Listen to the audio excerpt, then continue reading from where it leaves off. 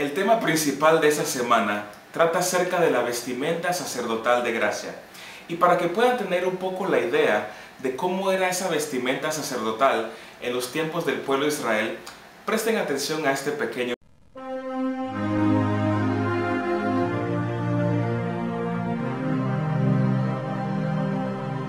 Harás llegar delante de ti a Aarón tu hermano y a sus hijos, Nadab, Abiú, Eleazar e Itamar, y sepáralos de entre los hijos de Israel, para que sean mis sacerdotes. Y harás vestiduras especiales, sagradas para Aarón, como señal de distinción, de honra y hermosura por su servicio a Dios. Y tú hablarás a todos los sastres que he llenado de espíritu de sabiduría para que hagan las vestiduras de Aarón, para consagrarle para que sea mi sacerdote. Las vestiduras que harán son estas: un pectoral, un efod, un manto, una túnica bordada, una mitra y un cinturón.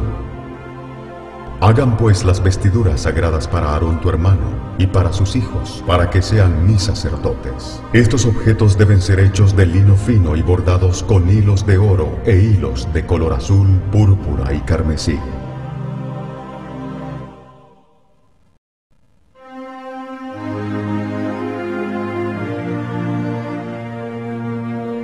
El efod se debe hacer de lino fino y diestramente bordado con hilos de oro e hilos color azul, púrpura y carmesí. Tendrá 2 hombreras que se junten a sus 2 extremos, y así se juntará. Y su cinto que estará sobre él será hecho de los mismos materiales, lino fino bordados con hilos de oro e hilos de color azul, púrpura y carmesí. Y tomarás 2 piedras de ónice, y grabarás en ellas los nombres de los hijos de Israel. 6 nombres en una piedra, y los otros 6 nombres en la otra piedra, conforme al orden de nacimiento de ellos. De obra de grabador en piedra, harás grabar las 2 piedras con los nombres, les harás alrededor engastes de oro. Y pondrás las 2 piedras sobre las hombreras del efod, para piedras memoriales a los hijos de Israel. Y Aarón llevará los nombres de ellos delante de Jehová sobre sus 2 hombros por memorial perpetuo. Harás pues los engastes de oro y 2 cordones en forma de trenza de oro puro, y las fijarás en las hombreras del efod.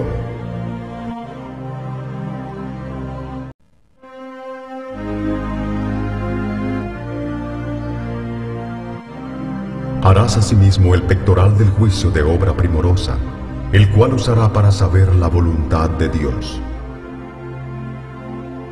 Lo harás conforme a la obra del efod: lino fino bordado con hilos de oro, azul, púrpura y carmesí.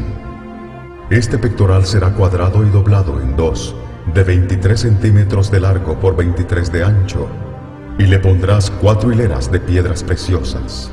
La primera hilera constará de una piedra sárdica, un topacio y un carbunclo. La segunda hilera, una esmeralda, un zafiro y un diamante. La tercera hilera, un jacinto, una ágata y una amatista. La cuarta hilera, un berilo, un ónice y un jaspe.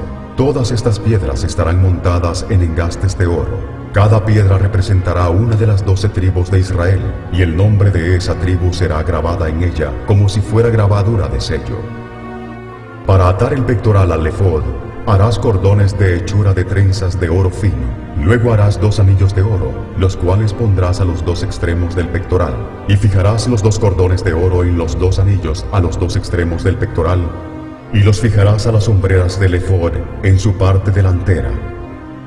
Harás también 2 anillos de oro y los pondrás a los 2 extremos del pectoral en su orilla que está al lado del efod hacia adentro. Harás otros 2 anillos de oro y los fijarás en el efod delante de su juntura. Harás otros 2 anillos de oro y los fijarás en el efod delante de su juntura. Luego juntarás el pectoral por sus anillos a los 2 anillos del efod con un cordón azul, y no se separe del pectoral del efod. Y llevará Aarón los nombres de los hijos de Israel en el pectoral del juicio sobre su corazón cuando entre en el santuario, por memorial delante de Jehová continuamente. Y pondrás en el pectoral del juicio el Urim y el Tumim, para que estén sobre el corazón de Aarón cuando entre delante de la presencia de Jehová, De esta manera Aarón siempre llevará los objetos que se usarán para saber la voluntad de Jehová para su pueblo cada vez que entre en la presencia de Jehová.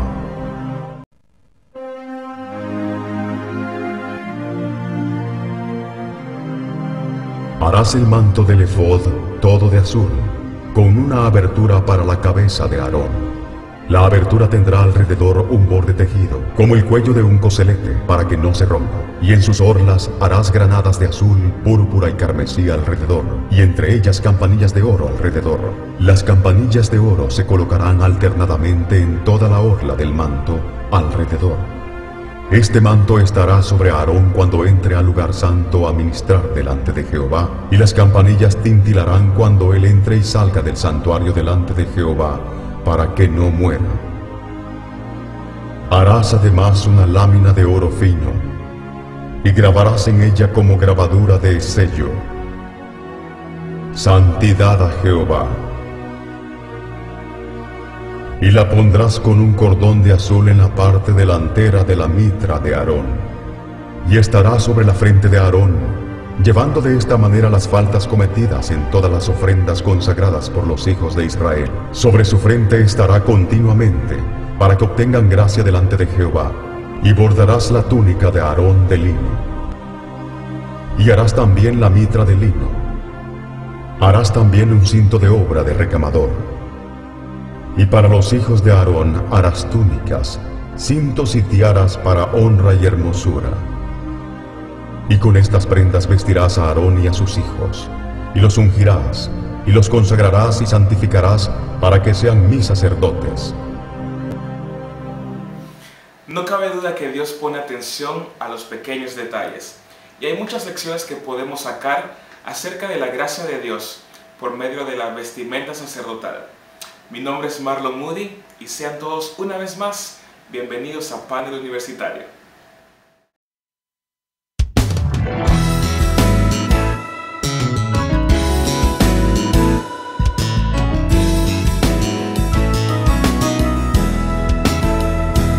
Es el tiempo de crecer, tiempo para compartir y al mundo de Jesús hablar, preparando nuestro ser para su regreso en gloria y a una voz proclamar victoria en el panel universitario.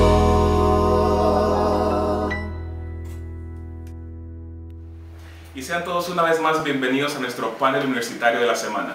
Y como es de costumbre, les voy a pedir a mis panelistas que se presenten, nos digan su nombre y de qué iglesia vienen de igual forma. Lisette Arroyo, de la Iglesia Adventista Bilingüe, de Alajuela, Costa Rica. De Costa Rica, muchísimas gracias. Bienvenido. Gracias. Carlos Henry Carrasquilla. Johnny Escudero, de la Iglesia de Villaseca.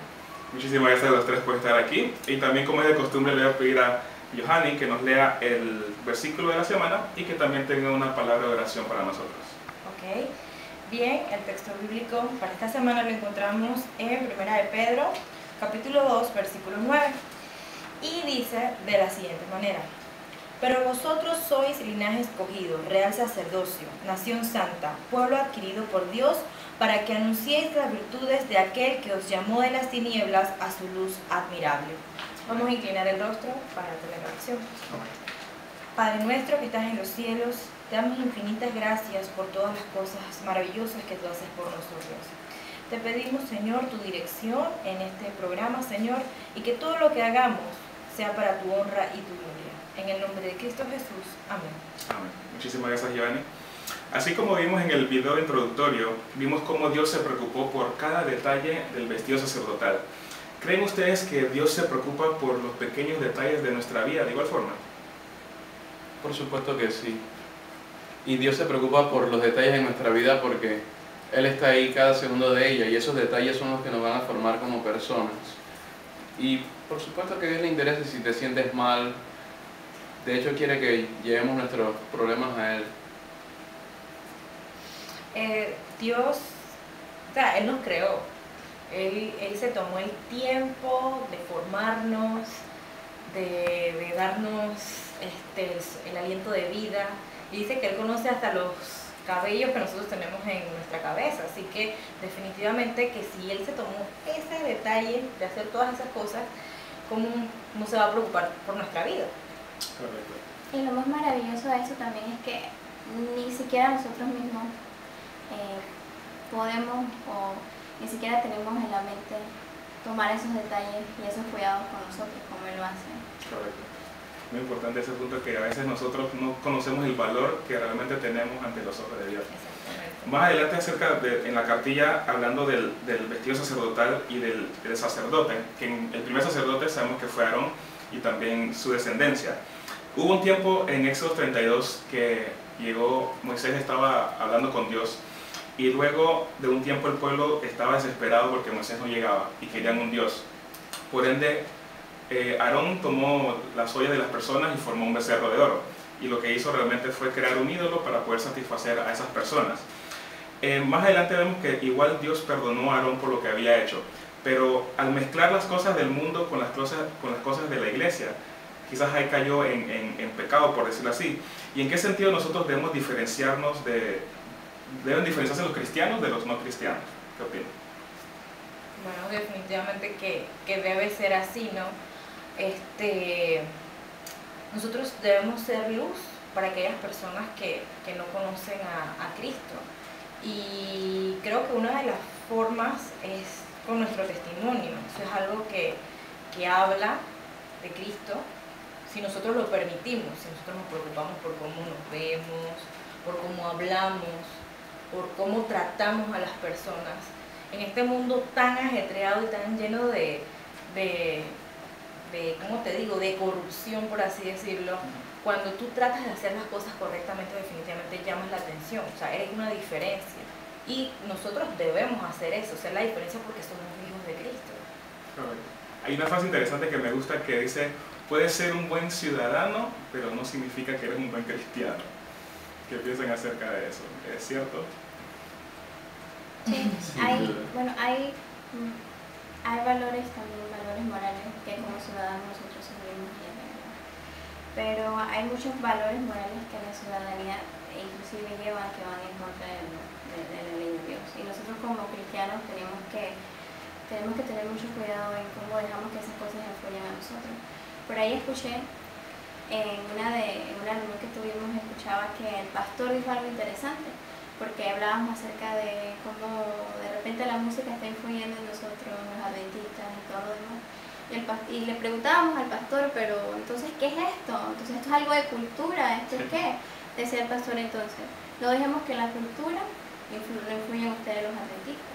Y eso es el final de todo, porque siempre tenemos como esa confusión de que será cultura o será porque esta es de Panamá, la otra es de África. Entonces el punto aquí es que no dejemos que la cultura o que una ciudadanía o con unos valores morales que existen alrededor de nosotros influyan en nuestras creencias. Y como decía ella, este mundo tan corrupto, las personas están buscando eso, gente diferente, gente única a los demás que están por aquí. Y nosotros como adventistas, no como adventistas, como cristianos que somos, debemos ser ese punto de referencia diferenciante. Volviendo a la pregunta original, si debemos ser los cristianos distintos a las personas en el mundo, no. Yo soy del criterio de que todos somos absolutamente iguales, todos buscamos los mismos fines. Sencillamente que como cristianos que conocemos la verdad, los objetivos cambian. Y a pesar de que tenemos la necesidad de las mismas cosas, las buscamos en forma distinta. No nos refugiamos en ciertos placeres que sabemos que son momentáneos, sino que buscamos la roca eterna que es Dios. Y sobre todo como cristianos, el mensaje no es para nosotros, para decir que somos los privilegiados, aunque en verdad lo somos. El privilegio consiste en predicar esa palabra para que los que no conocen sepan mejor y al final busquemos el objetivo que es la corona eterna. Amén. Buen punto. Regresando al tema de Aarón también cuando estuvo con el becerro, sabemos que aunque él haya fallado, igual Dios lo perdonó. Muchos de nosotros hubiéramos pensado que él como sacerdote, como jefe, como líder, el haber hecho lo que hizo ya merecía o que lo sacaran o que muriera quizás. Pero Dios lo perdonó. ¿Por qué creen que Dios perdonó a Aarón por el acto tan grande, malo que había hecho en ese momento.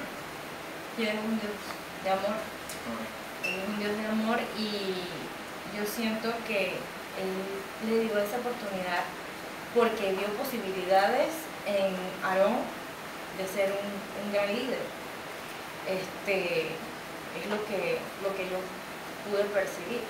Y también, o sea, cuando tú lo analizas, también te sirve a ti, porque puede que tú hayas hecho algo malo y te estés recriminando y de repente la culpa no te deja hacer, pero Dios está viendo en ti que sí hay potencial, solamente, o sea, tienes que querer, pues, tienes que aceptar ese llamado que Dios quizás te está haciendo en este momento.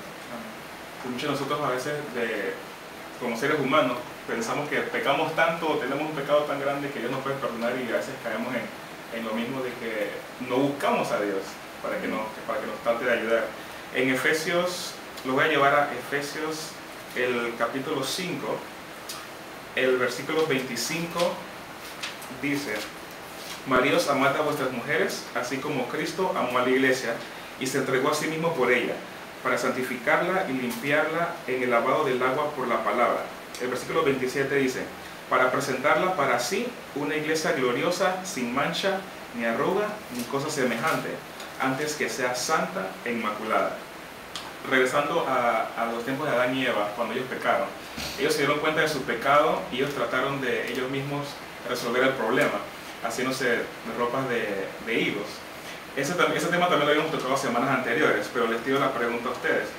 Así como Adán y Eva trataron de cubrir sus propios pecados, muchas personas hoy en día tratan de hacerlo sin buscar a Dios. ¿Es esto posible, que ellos puedan tratar de solucionar sus problemas sin buscar a Dios? No. Pero de una u otra forma lo hacen, porque cuando hacen la pregunta, lo que a mí me viene a la mente es la cantidad de religiones que existen. Por supuesto que sé que hay un trasfondo mucho más grande que lo que voy a decir, pero en cierta forma está en que las personas necesitan sentirse perdonados, necesitan sentir que están haciendo lo correcto, y muchas veces, siendo lo correcto algo tan incómodo, buscan cualquier cantidad de alternativas y cada uno se apega a la que le es más cómodo. Pero al final del día, el único que es fiel y justo para perdonarnos es Dios. Y si nosotros no sentimos ese perdón y no tenemos esa reconciliación con Él, de nada nos sirve. Siempre viviremos una vida miserable y vacía. No importa qué tantos esfuerzos nosotros hagamos, siempre vamos a hacer eso. Y en cuanto a la pregunta acerca de... Si cada uno se puede resolver sus problemas. No. A veces tratamos, o sea, por ¿cómo les digo? Digamos, por instinto humano, por ponerle un nombre, porque ahorita mismo se me va la palabra, bueno, yo voy a corregir mi vida y esto, y puede que la persona lo logre, o sea, haga buenos hábitos y todo lo demás, pero la diferencia es que cuando tú estás con Cristo, esos hábitos o esa integridad difícilmente se va a quebrantar.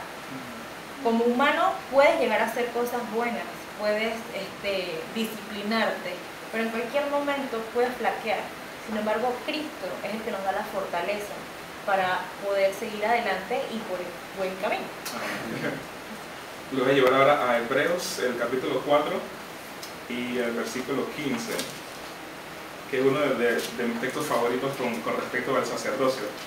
Dice: porque no tenemos un sumo sacerdote que no pueda compadecerse de nuestras debilidades, sino que uno que fue tentado en todo, según nuestra semejanza, pero sin pecado. Hay una frase normal, que siempre escuchamos entre nosotros, que es ¿por qué a mí? O sea, puedes tener un problema y ese problema tú dices, pero ¿por qué a mí? ¿Por qué tengo que pasar este sufrimiento? Etcétera, etcétera. Y la Biblia nos dice que no debemos de preocuparnos porque Dios sabe lo que estás sintiendo, porque Dios ha pasado por eso. Mi siguiente pregunta es, ¿de qué manera podemos seguir el ejemplo de Cristo al enfrentar las tentaciones en nuestras vidas? Bueno, el texto que leíste creo que lo ilustra bastante. O sea, él se hizo carne y fue tentado en todo. Y debido a la comunión con Dios que él tenía, o sea, él lo pudo resistir y fue, o sea, el Cordero perfecto inmolado.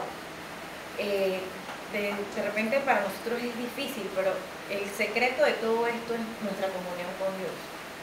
Si eso flaquea, o sea, no vamos a ningún lado, como lo dije anteriormente.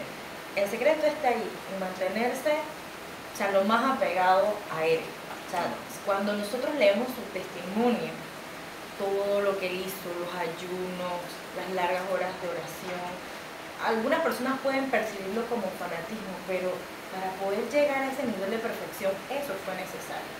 Y eso es lo que tenemos que hacer. Nos cuesta, pero tenemos que hacerlo.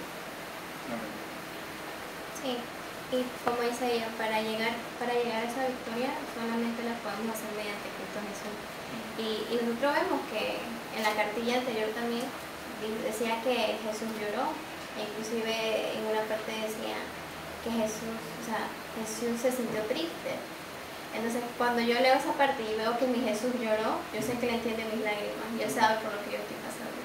Así que ¿quién mejor que Él para nosotros acudirle? Y es la diferencia de otras religiones, porque hay muchas personas que adoran a otros ídolos.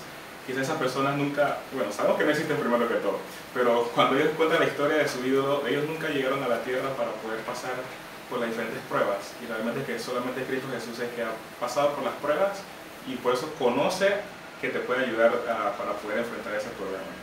¿Puedo decir algo más? Adelante.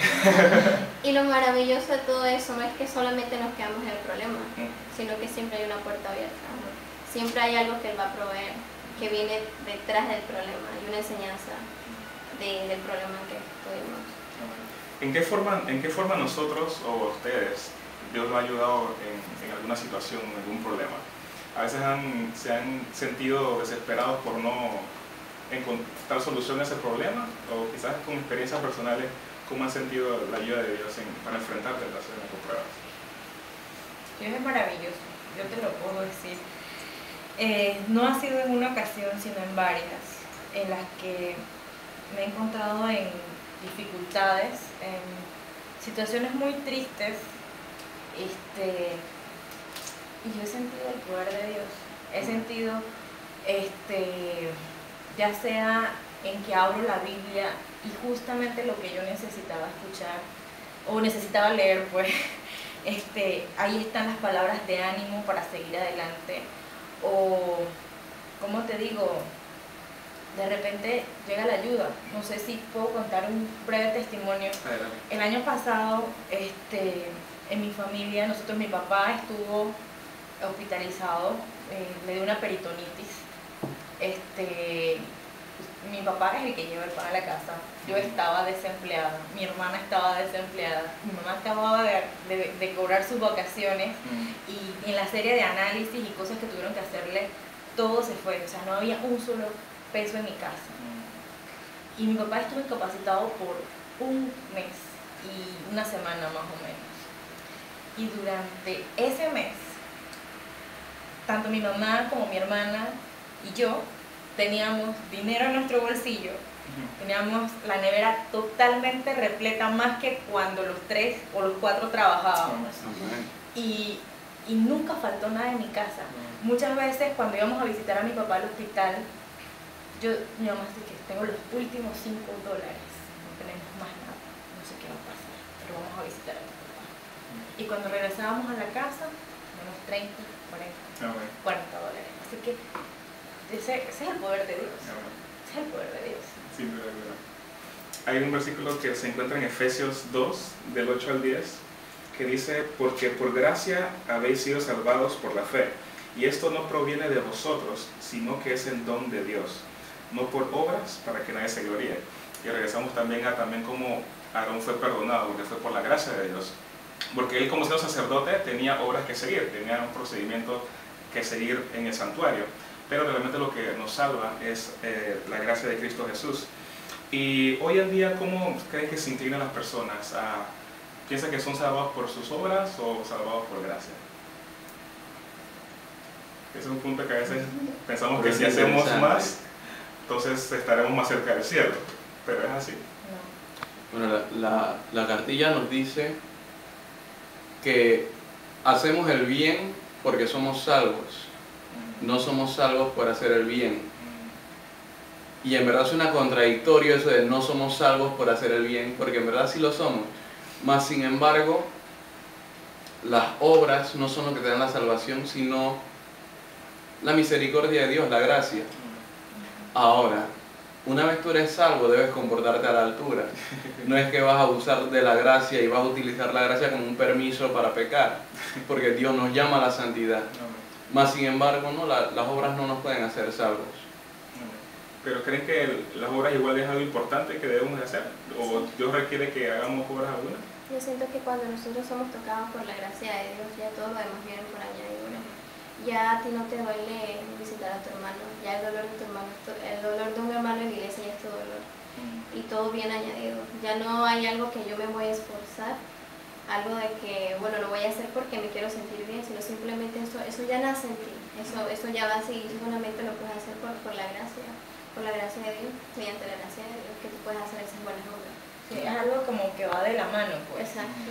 Hay gente que sí, o sea, hace cosas, pero tú te das cuenta porque lo que quieren es que los veas. Que los veas. Ah, yo hice esto, yo hice aquello. Mira, yo de mi plata alimento no sé cuántas personas. Exacto. Generalmente cuando tú haces algo porque te nace, no lo dices. Simplemente lo haces porque te nace. Y si Cristo está en ti, o sea, de ti van a fluir cosas buenas, tan sencillo como eso. Me gusta la parábola de las personas que fueron a trabajar en la viña de un amo, que algunos fueron en la mañana, algunos fueron al mediodía, algunos fueron horas antes de que se acabara el día, y al final las personas que trabajaron más pensaban que le iban a pagar más y estaban esperando más paga, pero realmente las tres personas recibieron la misma paga porque simplemente el Señor, o sea, enfocándose el tema era que el Señor por su gracia les pagó a todos por igual. Es lo mismo con nosotros hoy en día, que no importa si conociste a Dios desde que naciste o un día antes de que Dios viniera, igual por la gracia de Dios están siendo salvos. Una cosita, yo no sé si ustedes leyeron una vez una matutina que hablaba sobre, daba como una parábola de un señor cuando iba al cielo y entonces que había que sumar los puntos para poder entrar. Y entonces me llamaba la atención de que el ángel le leía las cosas que él había hecho, que fui vegetariano por tantos años, 2 puntos, di mis diezmos y ofrendas toda mi vida, 5 puntos, dije, pero así ¿cuándo voy a llegar? Dije, entonces hasta que se quedó pensando, definitivamente solamente voy a entrar al cielo por la gracia de Dios. Y justamente eso, entonces ahí fue donde el ángel le dijo que eso era respuesta correcta. Es correcto. Hay un tema de que hablaba acerca de los abrigos. Dice que los abrigos usualmente tienen 3 capas. Una capa es la interna, la que te absorbe el sudor. La segunda es la capa que te calienta. Y la tercera capa es la que te resiste el frío. Y también hacer una comparación de que el abrigo que nosotros usamos también se puede aplicar dentro de la iglesia. El primer punto, digamos, que es la capa que absorbe el sudor, pero también es la capa que absorbe las cargas pesadas de nuestros pecados. ¿Creen que la iglesia hoy en día, o Dios, está tomando las cargas de cada uno y de qué forma hace que esas personas puedan sentir una ligera carga que tienen con ellos? Yo creo que eso es lo que nos diferencia del mundo, de que nosotros como cristianos sabemos que hay alguien que puede llevar nuestras cargas. Problemas siempre lo van a ver, al igual nosotros como cristianos, al igual que las personas que no son cristianas tenemos problemas, pero nosotros tenemos una esperanza y tenemos a alguien que nos ayude con esas cargas. De repente la otra persona piensa que lleva 2 cruces, nosotros sabemos que Jesús lleva 1 y nosotros de repente la otra. No, inclusive él lleva las 2 y nosotros pensamos que no, ¿cierto?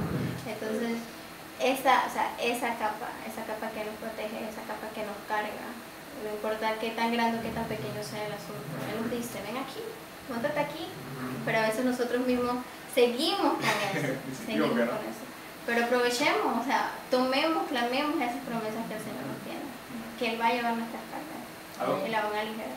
Algo que me gusta es de que Cristo Jesús nos invita a venir tal como estamos. No tenemos que estar transformados aparte antes de encontrarnos con Jesús, porque así como estamos, Dios nos cubre con su propio manto de justicia. El segundo punto de la segunda capa es de que te calienta.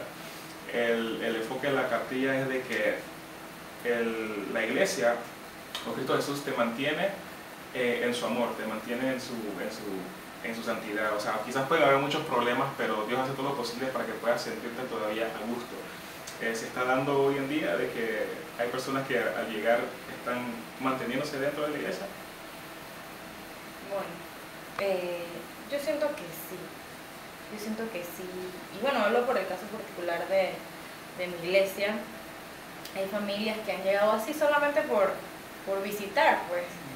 Y nosotros tenemos una particularidad que es el de saludarnos al final y toda la cosa. Y en eso tú interactúas con la persona y siempre, no digo que todos, pero siempre vemos 2 o 3 que nos acercamos a esas personas y eso a ellos les llama la atención. Porque, o sea, se sienten como hey, se preocuparon por mí y eso, y solamente por ese acercamiento la persona vuelve hasta el punto que, bueno, toma una decisión y se queda. Y permanece. Y se queda, exacto. Y difícilmente se van de mi iglesia. Yo soy uno, o sea, difícilmente me iría de allí porque siento esa fraternidad, por así decirlo.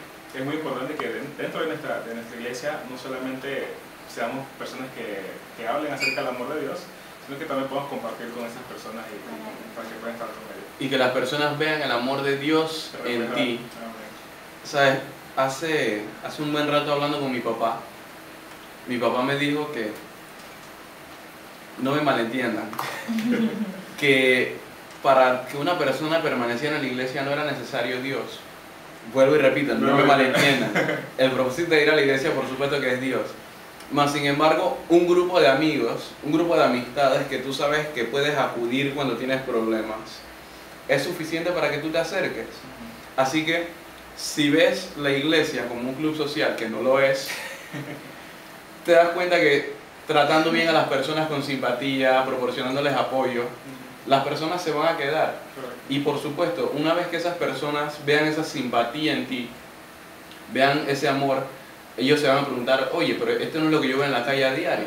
¿Por qué tú eres así? Y ahí es donde uno le presenta el amor de Jesús. Jesús nunca le predicó a un grupo de gente con hambre. Él primero les daba pan para luego presentarles la verdad. Buen punto, Carlos. Y la tercera capa, que te resiste del frío. Te resiste del exterior, de los problemas del exterior, te mantiene protegido de los problemas que puedas tener. Cristo Jesús todavía lo está haciendo hoy en día. Amén. Amén. Claro que sí. Es interesante ver cómo sacamos la lección de un abrigo, pues, porque realmente no nos podemos pensar que 3 capas que tiene el abrigo tienen 3 especificaciones diferentes. Esto lo podemos también llevar dentro de la iglesia para que sepamos que Dios sigue siendo protector para con nosotros. Siempre me gusta terminar diciendo cómo podemos compartir el amor de Dios con otras personas y cómo podemos nosotros seguir hablándoles a otras personas acerca de estas grandes verdades. ¿Qué opinan ustedes? Viviendo y que tu vida sea un ejemplo. Ese es lo mejor que se puede hacer hoy en día, en mi opinión. Exactamente, yo siempre he sido partidaria de que la herramienta más efectiva del evangelismo es tu testimonio. Es cómo tratas a los demás, cómo te diriges a los demás. Para mí eso es vital. Habrán otras cosas, pero para mí eso es vital. Las acciones hablan más que mil palabras, ¿cierto? Nuestra presentación, como dicen mis amigos, la forma en que hablamos, la forma en que nos vestimos dice mucho de nosotros, aunque no lo creamos. Las personas ven eso de nosotros y encuentran esa diferencia. Porque a simple vista, muchos de nosotros no portamos esto aquí, entonces ellos no saben que somos cristianos, ¿cierto? Pero por la manera en que nosotros nos diferenciamos del mundo que nos rodea, es como ellos nos van a llegar y nos van a sentir la diferencia. Le doy las gracias a Giovanni, a Carlos y a Liz por estar aquí en esta semana participando en este programa y también extender la invitación para que puedan regresar en un futuro. Gracias. Que Dios les bendiga. Gracias. Imagina que estás en una sala de juicio. Te han acusado de haber matado a alguien y todo apunta a que tú eres el culpable. Los testigos, las evidencias, inclusive tú sabes que es el gran culpable. Te estás esperando lo peor, quizás 10 o 20 años, o cadena perpetua, o quizás la muerte. Pero cuando el juez va a dictar la sentencia, dice que eres inocente, porque hay alguien que ha pagado por ese precio, y ahora mismo eres libre. Así mismo es la gracia de Cristo Jesús. Es un don, es un regalo. No hay obra alguna que puedas hacer para poder recibir esa gracia. Entonces, ¿por qué no aceptarla? ¿Y por qué no compartirla con otras personas? Te garantizo que el día que aceptes la gracia de Cristo Jesús, no solamente vas a ser transformado tú, sino las personas que están a tu alrededor. Y te va a transformar de una forma que vas a actuar de manera diferente, gracias a la gracia renovadora de Cristo Jesús. Gracias por estar con nosotros en otro programa más del Panel Universitario, y te invito para que